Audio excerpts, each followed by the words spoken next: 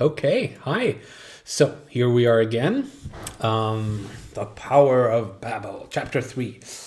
And the title of this chapter is The Thousands of Dialects Mix with One Another.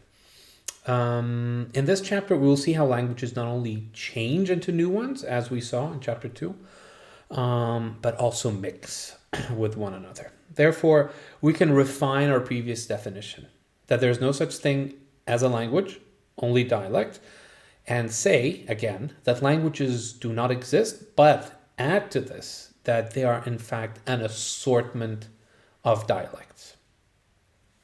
And English is a prime example of this. On the word level, English has borrowed more than 99% of its lexicon, a fancy name for words or vocab, from other languages, okay, and not just one language.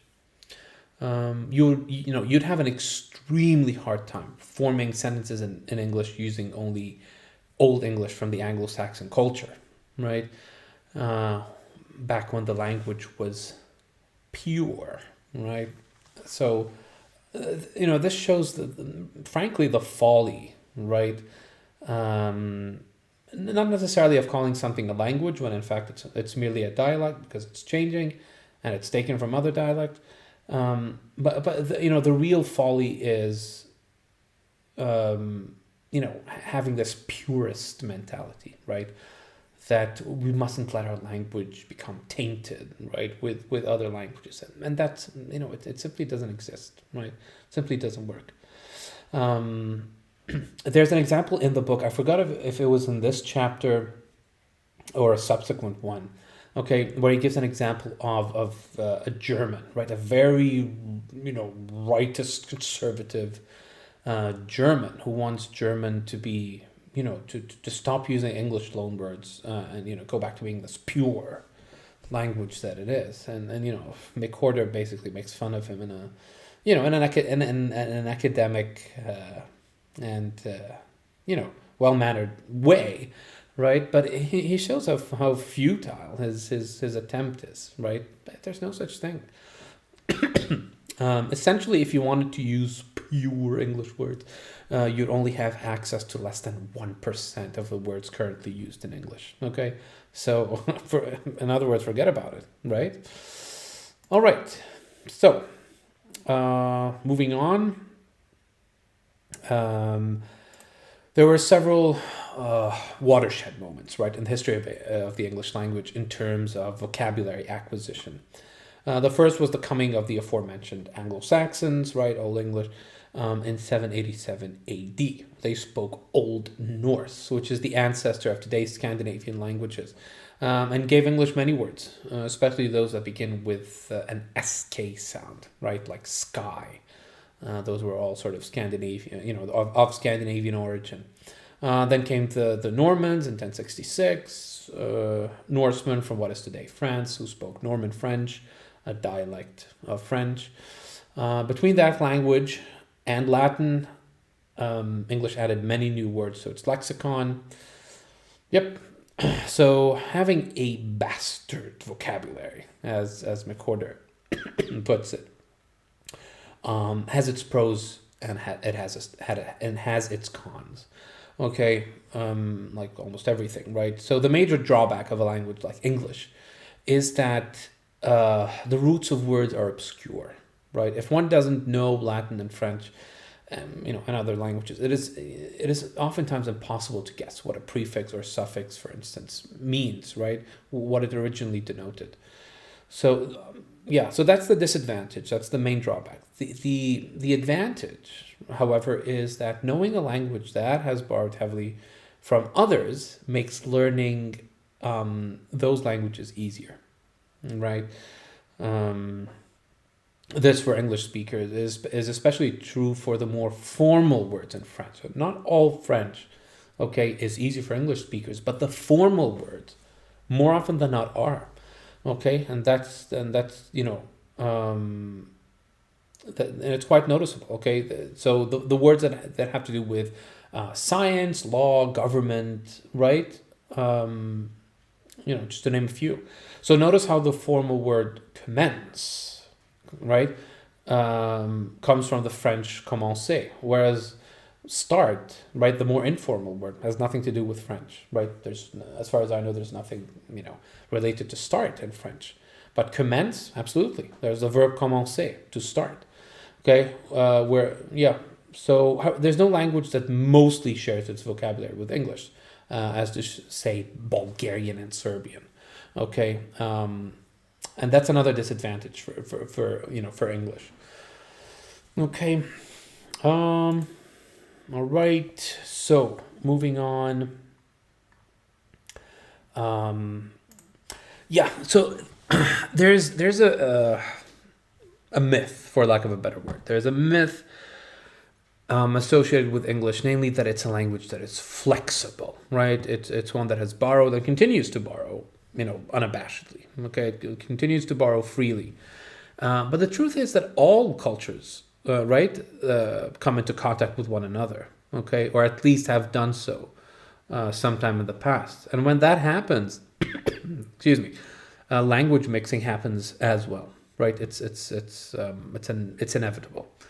Okay, because English is so widespread nowadays, it may be doing so more conspicuously, right? More visibly. Okay, but that does not make it unique, okay, by any means. And here's what McWhorter has to say on the matter, and I quote: "No language is completely immune to borrowing, and when cultural contact becomes particularly heavy, any language eventually caves in." Page 100. Okay. As noted in another chapter, the language of the conqueror, right? And I've mentioned, I think, this point throughout several chapters. The language of the conqueror, usually, okay, that of the majority, or in the case of Norman French, of an influential minority, okay, is usually the one that is favored. Okay, makes sense. If you're in power, usually you want to impose your language, right? So, furthermore, bilingualism also sets up languages for word exchange. So, quote, "Languages not only change but mix." Okay, and that's one of the major points of this chapter, page 103. Let's add another layer here.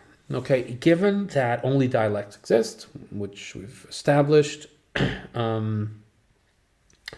what often happens is that certain dialects of language A mix with certain dialects of language B. So that further complicates the truth, right? So to take a historical example, English borrowed in 1066 from a particular dialect of French, right? It wasn't Parisian French, okay? It wasn't the standard, French of today, or what it was back then. It was Norman French, right?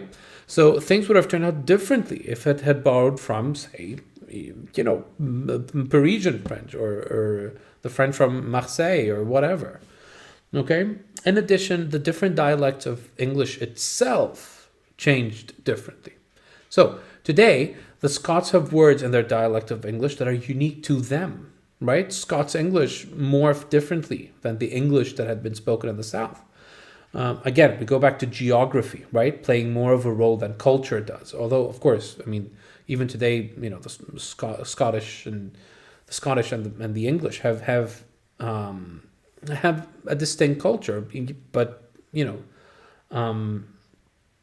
that's not what made their languages evolve differently. Okay, the Scots also borrowed even more words from the Viking invaders. Right? Remember, we go back to the 8th century here, right? Old English. Lastly, keep in mind that a language may not only borrow from different dialects, but from dialects from different historical stages. Okay? Sorry. Let's go back to the word silly. Remember the word silly? It started out meaning blessed. Now it means foolish. Okay? So, if a language had borrowed silly in the early stages of English, right, it would have had a religious connotation, right? It would have had a religious connotation, blessed. If someone decides to borrow silly in the present time, it will mean foolish, right? So not only what matters then, Okay, not only what is borrowed, but also when it's borrowed becomes an important consideration. Okay, we move on. The first level of intermingling we have discussed so far is on the level of a single word, right? McWhorter has kept things simple, and so have I in the summary, just to make sure that these things are set. But now it's time to move on to the second stage of language mixture, and that of grammar, right? Not just a word, but grammar. McWhorter offers a funny and accurate analogy to describe this, and I quote, "In situations where large numbers of people are bilingual between two given languages, the two languages often come to resemble each other on the levels of sounds and sentence structure, as well as the exchange of words, rather like married couples who gradually begin looking like each other over the decades." Page 105. This happened especially before the last few centuries, right? Remember, we talked about the last few centuries being a bit of an anomaly, right? Because before that, writing was, in the hands of a few, right? Usually it was in the priestly class or the nobility.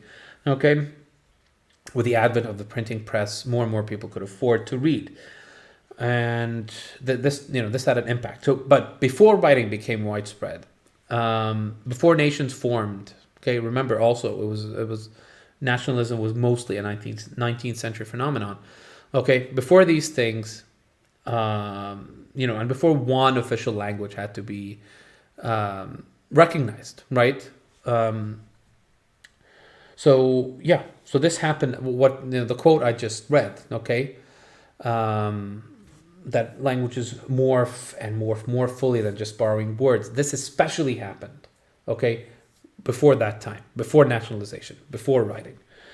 Okay, although this won't probably happen to the world's major languages nowadays. Okay, this past phenomenon of sound and structure mixing made many of those languages what they are today.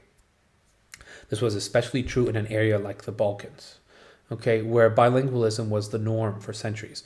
Romanian is a prime example of this occurrence. So, although a Romance language, right? Technically, it's a Romance language. It was usually spoken by its people along with another Slavic language. Okay, so as a result, major grammatical differences took shape.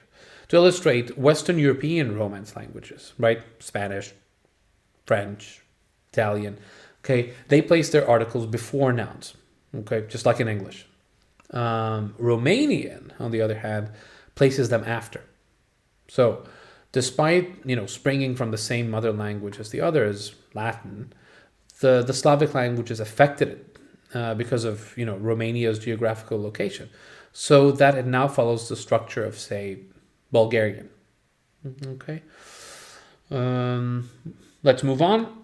There is a third level of language mixing. Okay, so we were talking about the second level just now. The first level is simply borrowing words.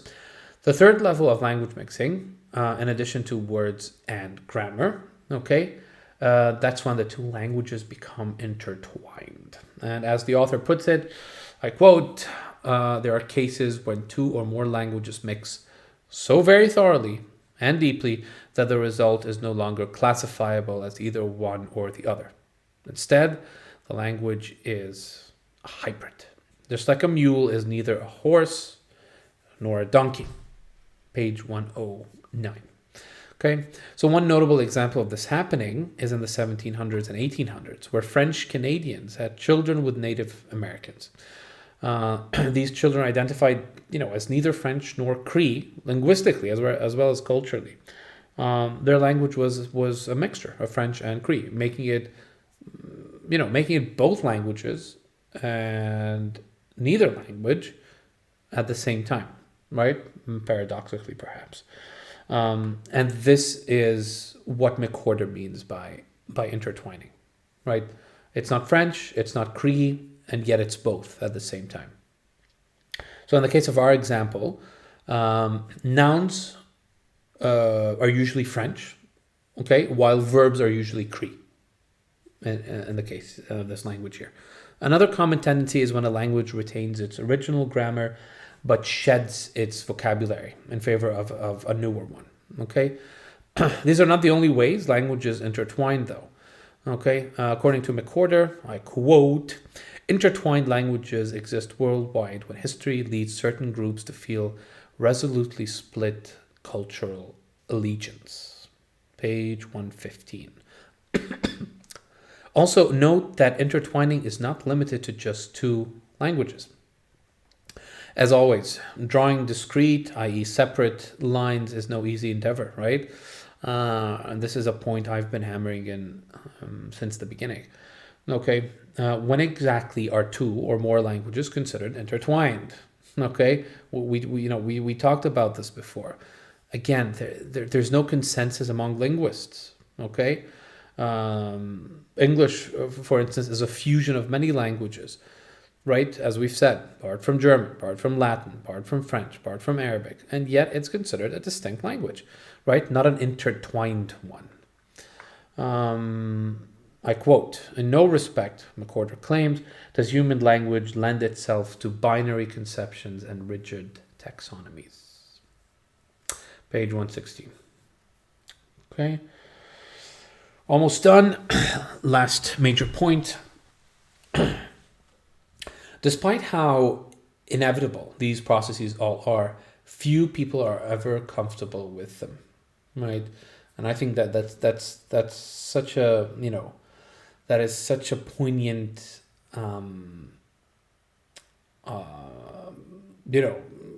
not perspective. It's such a poignant observation, right? And I quote here again. Language mixture is a universal process, but when we see it happening in our lifetimes, we tend to decry it as contamination, right? The author's quote, page 116. So most people irrationally fear that language borrowing and mixture will indubitably lead to a point where the original language will be eradicated. Okay, that's what people fear. Rarely, however, does this happen. Okay, the fear, however, is rooted in the belief that a language is its words, right? So that's where it comes from. Language is its words, but it's true, right? But it's only partly true. Grammar and collocation, i.e., how those words are put together, are what truly make a language what it is. It's not just the lexicon. Okay, grammar and collocation. It will take more than the addition of foreign words to undermine these. Okay, note that such fears are by no means modern, right? It's not something. They're not something that's that is that is part of our own time, right? It's not a product of our own time. Okay. Note also that languages do indeed borrow grammatical features from each other. Okay, remember that Romanian did this, right, with articles among other grammatical features, but it remained a distinct language. Okay, whenever there has been contact between peoples, languages have been mixing. Okay, this is more or less proven by its opposite, where isolation has occurred, such as with Irish Gaelic. Languages tend to evolve more slowly and retain more of their origin. Okay, and that sort of proves the other point. Let's end this chapter by revisiting and refining a previous analogy. Okay, recall that new languages form that are separate and different from the languages they descended from, right? Just like a mule is neither horse nor donkey. This suggests that, like a mule, such a language is sterile and end, right, in and of itself, and that this phenomenon is rare.